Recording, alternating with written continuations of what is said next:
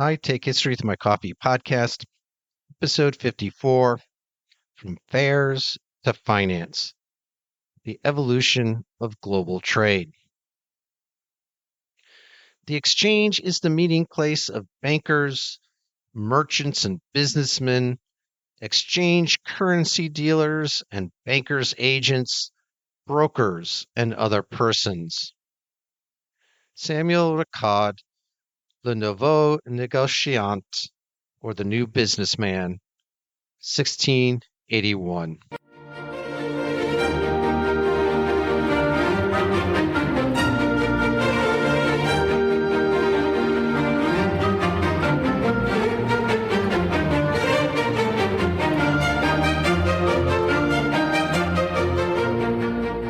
Welcome back to the I Take History with My Coffee podcast, where we explore history in the time it takes to drink a cup of coffee. Portrait of George Guise by Hans Holbein the Younger provides a rich insight into the life and status of a merchant in the 16th century. I have provided a link to the painting in the episode description. The portrait shows Guise in his office, indicating that merchants of his status had dedicated workspaces. The luxurious furnishings and decor suggest wealth and business success.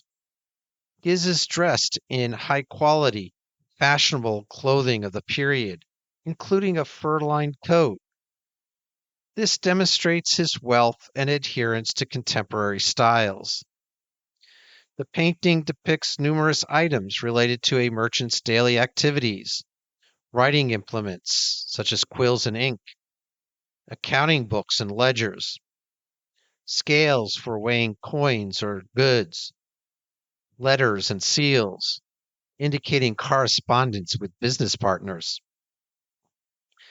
These details show the diverse skills required of a merchant: literacy, numeracy, correspondence, and record keeping. The presence of foreign coins and letters with seals suggests international trade connections. This illustrates the far-reaching network of merchants across Europe and beyond.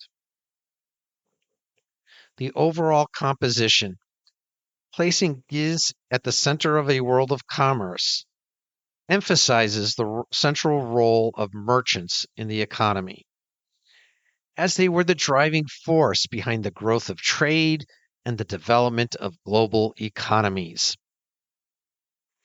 By meticulously depicting these elements, Holbein's portrait provides a window into a successful merchant's daily life, work environment, his social standing and aspirations.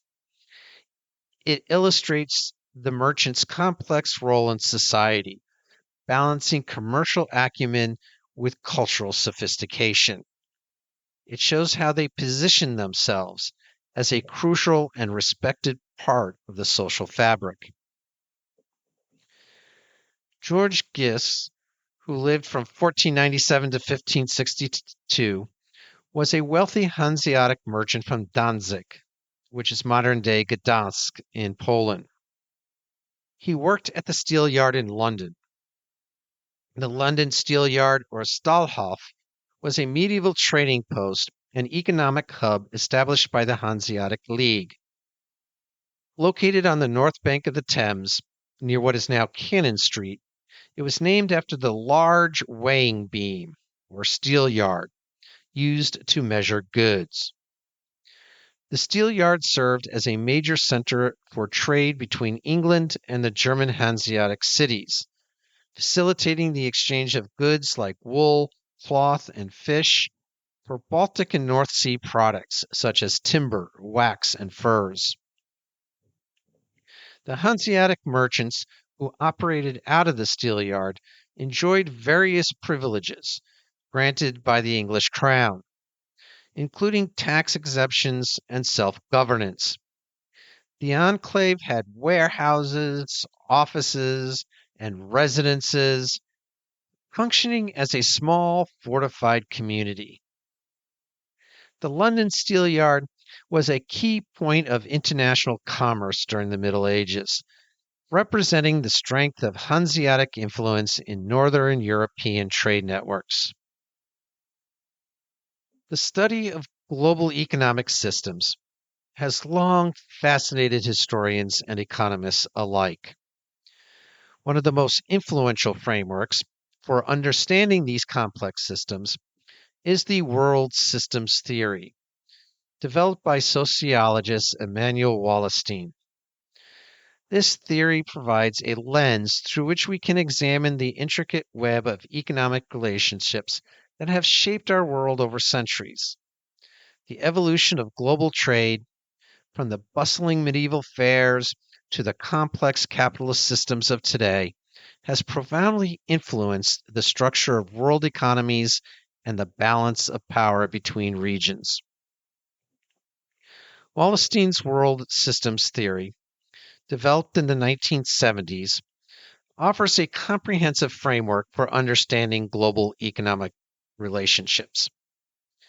The theory posits that a global economic system has evolved since the 16th century, characterized by a capitalist economy and a worldwide division of labor. This modern world system is not merely an economic construct, but a historical social system that has evolved over time. The concept of core, periphery, and semi-periphery regions is central to Wallerstein's theory. The core consists of wealthy, industrialized countries that exploit others for resources and labor. Periphery comprises poor, less developed countries that are exploited by the core. Between these extremes lies the semi-periphery, countries that are both exploited by the core and exploit the periphery themselves. This concept helps us understand the power dynamics and economic relationships within this global system. One of the key insights of world systems theory is the interconnectedness of all regions within the global system. No nation or region can be understood in isolation. The economic and political fates of all regions are intrinsically linked. This interconnectedness is not static but dynamic, with long-term cycles of expansion and contraction, shaping the world system over time. The French historian Ferdinand Braudel, in the same vein as Wallerstein, distinguishes between the global world economy, all trade-engaged nations, and a world-economy, a self-sufficient economic region. As conceptualized by Braudel, world economies are complex systems with distinct geographical boundaries, dominant cities, and hierarchical structures. These economies have clear boundaries that change very slowly, often overlapping with natural or difficult to cross barriers such as deserts, seas, or impenetrable forests. The Mediterranean in the 16th century is an example of a world economy where trade connected disparate political and cultural entities across boundaries. At the heart of each world economy lies a dominant capitalist city, serving as the logistical hub where all economic, political, and social activities converge. Throughout history, cities like Venice in the 15th century, Antwerp in the 16th century, Amsterdam in the 17th, London in the 18th and 19th, and then New York in the 20th have taken turns leading the global economy. These metropolises are not only economic powerhouses, but also highly cosmopolitan, housing diverse populations and acting as melting pots of cultures and religions. A hierarchy of zones exists within these world economies. Like in Wallerstein's modern world systems, you have a core, a middle, and a periphery. This hierarchy shapes global trade and relations. Venice's dominance of the Adriatic in the medieval and early modern periods serves as an example. Venice leveraged existing regional trade networks, incorporating local resources such as olive oil, timber, and grain into its economy. Venice then imposed its will on the region, centralizing wealth and trade through monopolistic control. This reflects a broader pattern. Cities or regions emerge as centers of economic power, absorbing and controlling local economies for their own benefit. It's important to note that world economies do not exist in isolation, but coexist and interact with other societal orders, such as culture, politics, and society. Over time, the economic order has become increasingly dominant, directing and influencing other aspects of society. The evolution of trade mechanisms from simple markets, like we saw in the last episode, to complex systems is a story of gradual development, punctuated by periods of rapid change. Each century has exhibited distinct patterns of trade, reflecting broader economic conditions and technological advancements. In early modern Europe, fairs were crucial in developing international trade. These fairs served as large-scale wholesale markets for merchants, attracting participation from all social classes. They provided opportunities for both small local sales and large-scale international trade, forming a vital link in the emerging global economy. The importance of fairs in Europe's economic life can hardly be overstated. They were not merely marketplaces, but also centers of credit and financial transactions. Over time, credit and financial instruments, such as bills of exchange, became central to the fairs, with settlements and debt clearings forming the core of their economic activity. However, the role of fairs began to decline by the 18th century. Changing economic policies and trade practices, such as the removal of tariffs on goods and raw materials, reduced the need for fairs. Critics like the French physiocrat Turgot argued that fairs were outdated institutions, dependent on privileges rather than natural market forces. As fairs declined, a new institution became prominent: the exchange. The history of exchanges is a fascinating chapter in the evolution of global trade. Throughout Europe, exchanges existed under various names. In Lyons, it was the Place de Change. In Marseille, the Loge. In Venice, under the Rialto. In London, the Royal Exchange. Historically, exchanges in Mediterranean cities predated those in Northern Europe, with some dating back to the 14th century in cities like Pisa and Venice and Barcelona. Northern Europe saw a proliferation of exchanges in the 15th and 16th centuries, with major exchanges being established in Bruges in 1409, in Antwerp in 1460, and in Amsterdam in 1430. These exchanges were bustling centers of trade, where business people gathered to exchange commodities, currency, and stocks, and where maritime insurance was purchased and financial operations were conducted. Amsterdam's exchange was particularly notable, with crowds of thousands daily and separate markets for commodities like grain. The rise of exchanges marked a shift towards more permanent and sophisticated financial structures.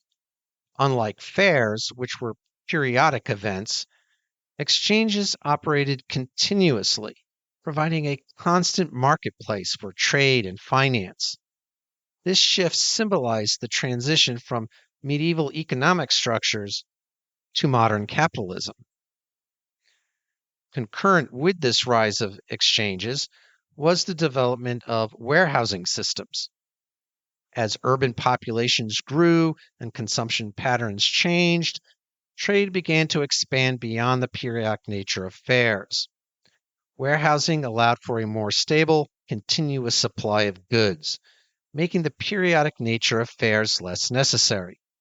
Cities like Amsterdam, London, and various French and German towns developed extensive storage infrastructures, becoming centers of trade.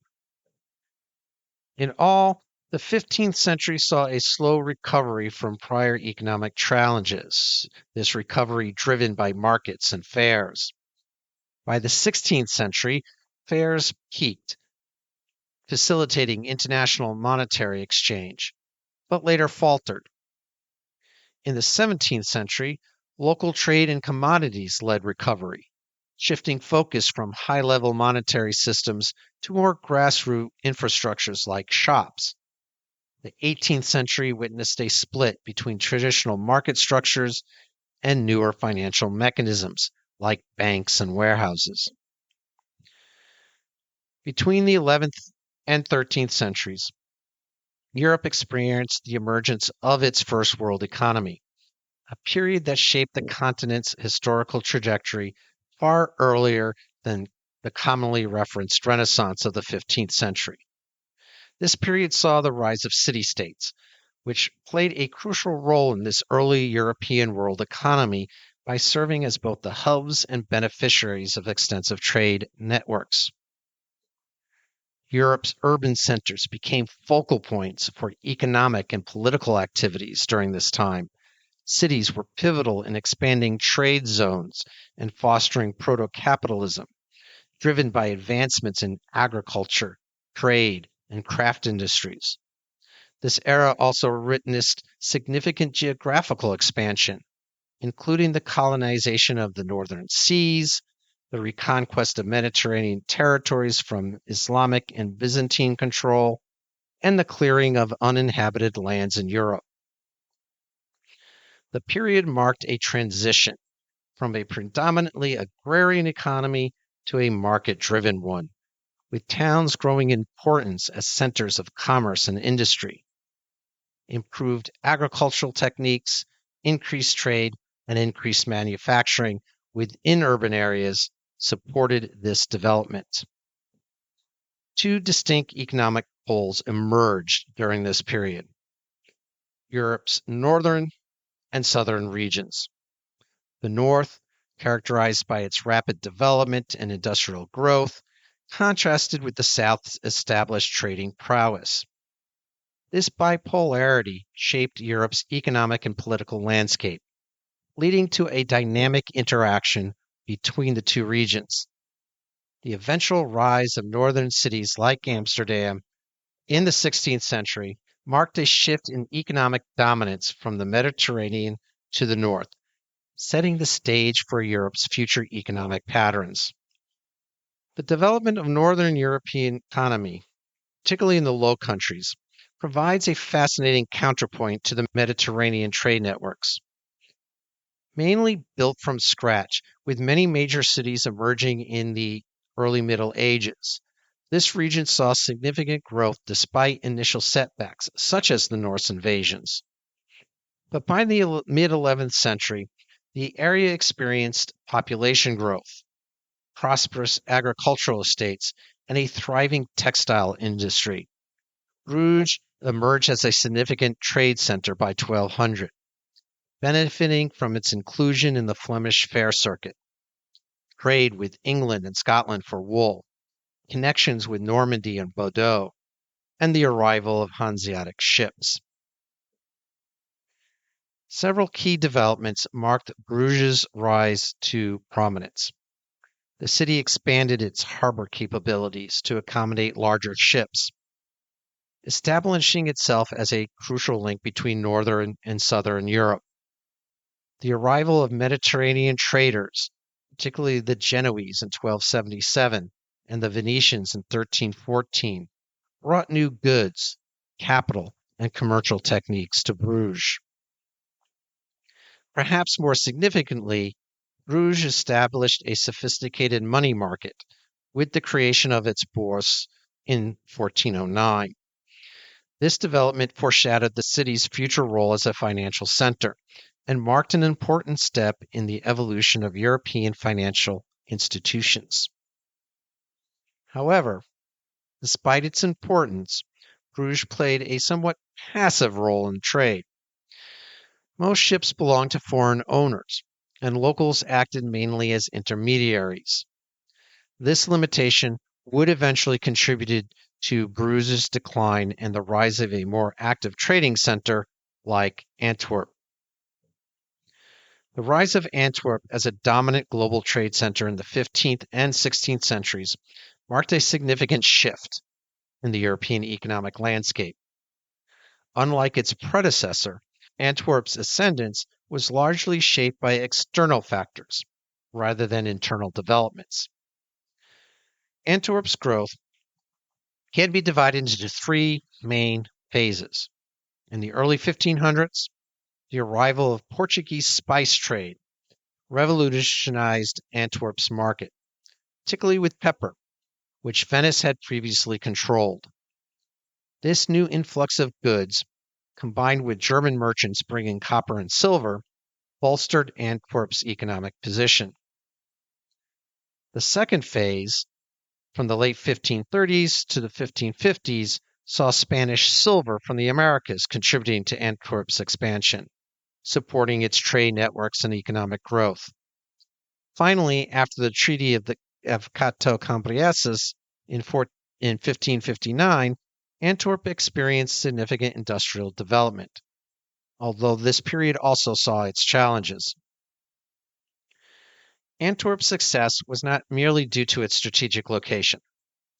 The city developed innovative financial solutions to overcome its lack of formal banking systems. The creation of the cédule obligatoire, or the letters obligatory, allowed merchants to commit to paying specific sums by certain dates, effectively creating a form of paper money that facilitated trade and credit in a city with limited cash reserves. The city also saw a rise in industrial activity, with significant developments in sectors such as cloth, linen, and tapestry making. Large-scale construction projects, managed by prominent entrepreneurs like Gilbert van Schoonbeck, further contributed to Antwerp's growth and modernization. Antwerp's prominence was relatively short-lived. The Spanish state bankruptcy in 1557 severely impacted financial networks across Europe, including Antwerp. The collapse of the financial system, coupled with a shift in banking from German to Genoese control, marked the beginning of the end for Antwerp's economic dominance. On top of this, social, political, and religious upheavals in the Netherlands further contributed to the city's decline. The evolution of world economies and global trade, from medieval fairs to modern capitalism, is a story of continuous adaptation and innovation. Each stage in this development, from the rise of city-states in the 11th to 13th centuries to the dominance of stock exchanges in the modern era, has left an indelible mark on our global economic system. The transition from periodic fairs to permanent exchanges and warehouses represents a fundamental shift in how trade was conducted and financed. And this shift paralleled broader changes in society, including urbanization, technological advancements, and the rise of nation-states. The case studies of Venice, Bruges, and Antwerp illustrate how economic power has shifted over time, influenced by factors ranging from geographical advantages to political events and technological innovations. These historical examples provide valuable insights into the dynamics of world economies and the factors contributing to an economic center's rise and fall. Wallerstein's world systems theory offers a framework for understanding these historical developments. and their implications for contemporary global economics. The concepts of core, periphery, and semi-periphery continue to be relevant in analyzing current economic relationships between nations and regions. As we face new challenges in the 21st century, including rapid technological change, environmental concerns, and shifting geopolitical power, understanding the historical evolution of our global economic system becomes increasingly important. The lessons from the past, the importance of innovation, the power of interconnected economies, and the potential for rapid shifts in economic dominance remain relevant as we navigate an increasingly complex and interconnected world economy. In the next couple of episodes, we will examine two particular types of markets, the labor market and the money market. And then we will discuss the concept of a moral economy. As always, maps and other supporting resources for all episodes are listed in the episode description. In the meantime, for more historical content, please visit the I Take History with My Coffee blog at itakehistory.com, and also consider liking the I Take History with My Coffee Facebook page. Feedback and comments are welcome at itakehistory@gmail.com, or you can leave a review on Apple Podcast or on Spotify. You can also help support this podcast by buying me a coffee at buymeacoffee.com/itakehistory. If you know anyone else who would enjoy this podcast, please let them know. And thanks for listening.